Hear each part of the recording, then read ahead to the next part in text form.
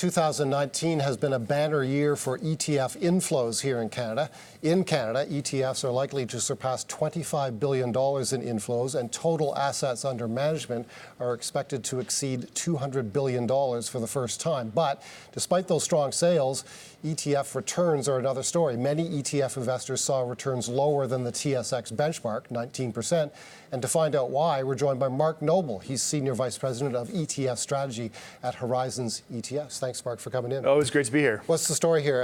ETF investors were skittish about putting their money in equities? Yeah, it's a really interesting scenario here because, as you pointed out, we're probably going to hit about $27 billion in assets under management this year, which would be a record, so an all-time record for Canadian ETFs. So ETF business is booming, but the returns aren't for investors. What's really interesting about ETFs is about 70% of the investors are retail investors. So if you want to get a real idea of the mindset of the average Canadian, ETFs flows are kind of an interesting lagging psychological indicator. And what did they put their money into? Well, more than 50% of inflows this year went into high-grade investment, low-yielding fixed income. Complete capitulation. So despite the fact that the NASDAQ is up about 35% and you got double-digit returns in the S&P TSX, money piled into fixed income. And in some cases, we had almost $2.5 billion just go into a new asset class or a new product class, cash ETFs. So a lot of risk defensive posturing for 2019. About a year ago today, in the fall of 2018, in December 2018, markets were plunging off a cliff. Do you think that conditioned the thinking of ETF investors? I have no doubt in my mind. In fact, last year at this time, I was saying, watch fixed income inflows, because I find there's about a 12 to 18-month lag between investors and what happens. So we did see that. We saw fixed income pile into fixed income. Now, there was a reason for that. Initially, if you go back to January, February, being in fixed income, particularly things like corporate credit or high investment grade fixed income, didn't look like a bad idea. You had net positive returns. I would actually flip that this year. I would expect that once we start to see investors get their annual statements and realize that FOMO, that fear of missing out, which is a real thing with retail investors, I think you start to see equity inflows really start to ramp up. And we have actually over the last 3 weeks. In the US, for example, they've seen $30 billion go into primarily US equity flows. So in the US, we saw similar trends.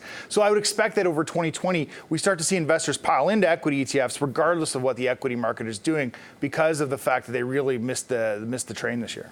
So do you think, Mark, that a couple of things. One, do you think that will actually force up, have a better year in stocks this year then, like similar to what we had in 2019 for 2020? And the other thing, maybe you can talk about how the ETF market is really putting maybe the pressure on pricing in the asset management business. Mm-hmm. Yeah, well, one of the things we see is we do see ETF flows go up, to your latter point. We do see ETF flows go up when we see negative market conditions, because we see people getting out of pricier mutual funds. In fact, ETFs have outsold mutual funds now for 2 years in a row. Right. So despite the fact there's 1.6 trillion or roughly in mutual funds in Canada, ETFs will outsell them for 2 years in a row now. So we see that migration. What's interesting is you think that with the flows, with a strong equity return, do you think that ETFs, which are now about $5 trillion in assets globally, you think they would be having an impact on equity valuations? But clearly, this trend we saw in the US as well was in place, about 50% going to fixed income. So clearly, ETFs are not. In fact, we could probably put this myth to bed.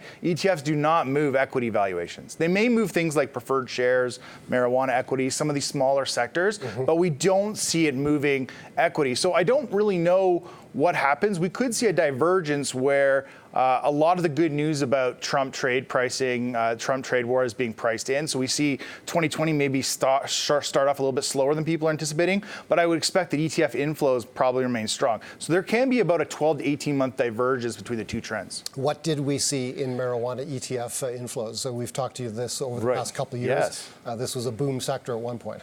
Well, what's interesting, again, back to your point about performance and equity inflows, $80 million was raised in marijuana ETFs this year. No, it wasn't the billion that was raised in the previous 2 years. Yet we hit an all-time low on our ETF HMMJ yesterday. So we clearly saw a big disappointment in the marijuana space this year.